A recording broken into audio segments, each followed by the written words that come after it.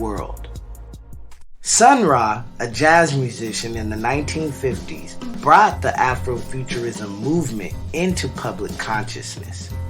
He used electrical instruments in his compositions many years before this became mainstream.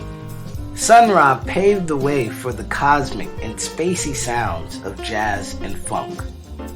His albums often dealt with space.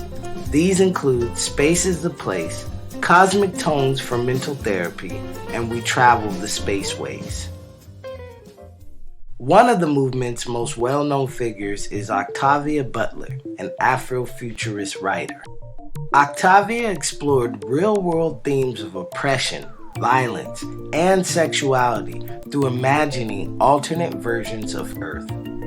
Octavia shared in an interview, "When I began writing science fiction, when I began reading, heck,